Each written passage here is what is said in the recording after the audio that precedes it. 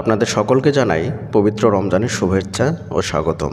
রমজান মাসে দোয়া কবুলের 21 দিনের চ্যালেঞ্জ এই ভিডিওটি আপনার জন্য দোয়া এবং শুভকামনা দিয়ে শুরু করছি। যারা রমজান মাসে দোয়া কবুলের জন্য 21 দিনের চ্যালেঞ্জটি গ্রহণ করতে চান তারা আমাদের এই পর্বগুলো শুনতে পারেন। আশা করি ইনশাআল্লাহ অনেক কাজে দেবে। এই পর্বগুলো আমরা ছোট ছোট করে ভাগ করে তৈরি করব, 2.5 মিনিট 3 মিনিট করে, কারণ বড় ভিডিও শুনতে মানুষের অনেক সমস্যা হয়। আজকের এই প্রথম পর্বে আমরা 3টে বিষয় নিয়ে আলোচনা করব। আপনি যদি 21 দিনের চ্যালেঞ্জ গ্রহণ করতে চান তাহলে এই 3টে বিষয় আপনাকে আগে করতে হবে। 1 নম্বরে যে আমলটা আপনাকে করতে হবে সেটি হচ্ছে জীবনে যত পাপ করেছেন সমস্ত পাপ থেকে তওবা করতে হবে এবং আগামীতে পাপ না করার সংকল্প করতে হবে। কারণ পাপ না ছাড়লে আপনার দোয়া কোনোভাবেই কবুল হবে না। তাই প্রথমেই আপনি যত পাপ করেছেন সমস্ত পাপ থেকে তওবা করতে হবে এবং আগামীতে পাপ না করার সংকল্প করতে হবে। পাপ এমন একটা জিনিস যেটা আপনার প্রত্যেকটা ক্ষেত্রে বাধা সৃষ্টি করবে। যেমন রিজিকের ক্ষেত্রে বাধা সৃষ্টি করবে, দোয়া কবুলের ক্ষেত্রে বাধা সৃষ্টি করবে, আপনার জীবন থেকে শান্তি উঠে যাবে, রহমত বরকত উঠে যাবে, বিভিন্ন সমস্যা আপনি পড়তে পারেন। তাই আপনাকে প্রথমেই তওবা করতে হবে। 2 নম্বরে যে আমলটা আপনাকে করতে হবে সেটি হচ্ছে জীবনে যত আমল করবেন, যত ইবাদত করবেন, শুধুমাত্র আল্লাহকে খুশি করার জন্যই করতে হবে। এই নিয়াতটা দৃঢ়ভাবে আপনার অন্তরের মধ্যে করে নিতে হবে। দোয়া কবুল করানোর জন্যে বা দোয়া কবুলের জন্যে কোনো আমল বা ইবাদত করতে পারবেন না। যদি আপনি এমনটা করেন, দোয়া কবুলের জন্য আমল করেন, দোয়া কবুলের জন্য ইবাদত করেন, তাহলে কিয়ামত পর্যন্ত আপনার দোয়া কবুল হবে না। কারণ আমল শুধুমাত্র একনিষ্ঠভাবে খালিসভাবে আল্লাহর জন্যই করতে হয় বা আল্লাহকে খুশি করার জন্যই করতে হয়। আপনার ইবাদত বা আমলে যদি আল্লাহ তাআলা খুশি হন তবে আপনার দোয়াটা আল্লাহ তাআলা কবুল করবেন। কারণ দোয়া কবুল করলে আল্লাহ তাআলা করবেন, আর না করলেও সেটা আল্লাহ তাআলার এখতিয়ারে আছে, আপনার আমার কিছু করার নেই। 3 নম্বরে যে আমলটা আপনাকে করতে হবে সেটা হচ্ছে আপনাকে প্রথমে নিয়াত করে নিতে হবে দোয়া কবুলের শুরুতে।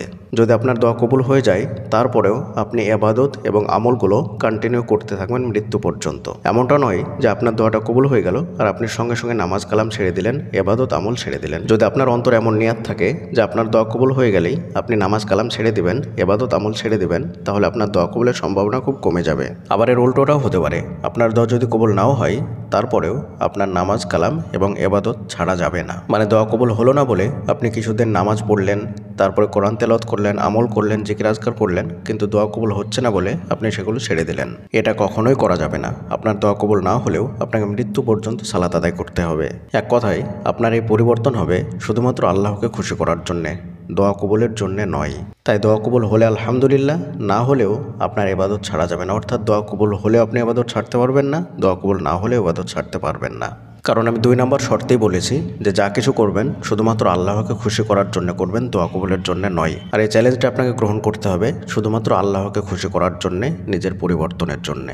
এমনটা যেন না হয় যে 21 দিন আপনি ইবাদত আমল করলেন, তারপরে দেখলেন যে আপনি দোয়া কবুলের কোনো লক্ষণই দেখতে পাচ্ছেন না, তারপরে আপনি সব কিছু ছেড়ে দিলেন।